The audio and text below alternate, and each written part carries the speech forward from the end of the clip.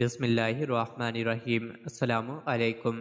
روزانہ واقعات سننے کے لیے اس چینل کو سبسکرائب کریں۔ ایک مرید کو زیارت رسول صلی اللہ علیہ وآلہ وسلم کا بہت شوق تھا۔ وہ اپنے پیر صاحب کے پاس گئے اور اپنی طلب کا اظہار کیا۔ پیر صاحب نے کہا، ٹھیک ہے، میں تمہیں زیارت کا نسخہ کیمیا سمجھا دوں گا، لیکن اس کے لیے 2 دن کا وقت درکار ہوگا، لہٰذا 2 دن تک تم نے ایسے ہی کرنا ہے جیسے میں کہوں۔ مرید جو کہ حکم کا غلام تھا راضی ہو گیا۔ پیر صاحب نے فرمایا کہ کل رات کا کھانا آپ نے میری طرف کھانا ہے، میری طرف سے آپ کی دعوت ہے، اور کرنا یہ ہے کہ ابھی سے لے کر کل رات تک بلکہ پرسوں صبح تک تم نے پانی نہیں پینا ہے، باقی کھانا کھاؤ بے شک۔ مرید وعدہ کر کے چلا گیا۔ وہ پورا دن اور اگلی شام تک مرید نے وعدے کے مطابق پانی نہیں پیا۔ بہت پیاس لگی لیکن برداشت کیا اور صبر کیا، لیکن ہر وقت پانی پینے کا خیال اور طلب ذہن میں رہے۔ شام کو وہ اپنے پیر صاحب کے گھر کھانے پر پہنچ گیا۔ پیر صاحب نے بے شمار مرغن کھانے بنوائے ہوئے تھے۔ مرید نے حکم کے مطابق پرتکلف ہو کر کھایا تو پانی کی طلب میں شدت اور بھی بڑھ گئی، لیکن پانی پینے کی اجازت نہ تھی۔ پیر صاحب نے فرمایا، اب اپنے گھر جا کر سو جاؤ اور کل فجر کے بعد میرے پاس آنا۔ مرید چلا گیا اور اگلی صبح جب مرشد کے پاس حاضر ہوا تو پیر صاحب نے پوچھا، بیٹا رات خواب میں کیا دیکھا؟ مرید نے عرض کی، حضور ہر طرف پانی ہی دیکھتا رہا ہوں ساری رات۔ پیر صاحب نے شفقت فرمائی اور مرید کو پانی پلا کر سیر کیا۔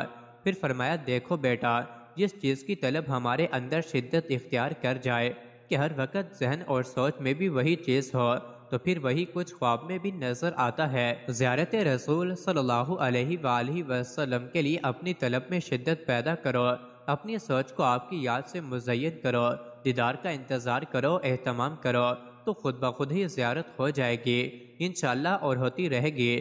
گھر وہ تمہارے آئے نہ آئے، نشریار کی آمد کا سما تو کرو۔ حضرت ابو ہریرہ رضی اللہ عنہ سے روایت ہے کہ حضور نبی اکرم صلی اللہ علیہ وآلہ وسلم نے فرمایا، جب اللہ تعالیٰ نے مخلوق کو پیدا کیا تو اس نے اپنی کتاب میں لکھا، اور وہ اپنی ذات کے متعلق لکھتا ہے جو اس کے پاس عرش پر رکھی ہوئی ہے، کہ میرے غضب پر میری رحمت غالب ہے۔ حضرت ابو ہریرہ رضی اللہ عنہ روایت کرتے ہیں کہ میں نے سنا کہ حضور نبی اکرم صلی اللہ علیہ وآلہ وسلم نے فرمایا، ایک آدمی نے گناہ کیا۔ راوی نے کبھی یہ الفاظ کہے کہ ایک شخص سے گناہ سرزد ہوا تو وہ عرض گزار ہوا، اے میرے رب میں گناہ کر بیٹھا۔ کبھی یہ الفاظ کہے کہ مجھ سے گناہ ہو گیا، بس تو مجھے بخش دے۔ چنانچہ اس کے رب نے فرمایا، میرا بندہ جانتا ہے کہ اس کا رب ہے جو گناہوں کو معاف کرتا اور ان کے باعث مواخذہ کرتا ہے، لہٰذا میں نے اپنے بندے کو بخش دیا۔ اس کے بعد جب تک اللہ تعالیٰ نے چاہا وہ گناہ سے باز رہا، پھر اس نے گناہ کیا یا اس سے گناہ سرزد ہو گیا تو اس نے عرض کیا، اے میرے رب، میں گناہ کر بیٹھا یا مجھ سے گناہ ہو گیا، بس مجھے بخش دے۔ اللہ تعالیٰ فرماتا ہے کہ میرا بندہ جانتا ہے کہ اس کا رب ہے جو گناہ معاف کرتا اور ان کے باعث مواخذہ کرتا ہے، بس میں نے اپنے بندے کو پھر بخش دیا۔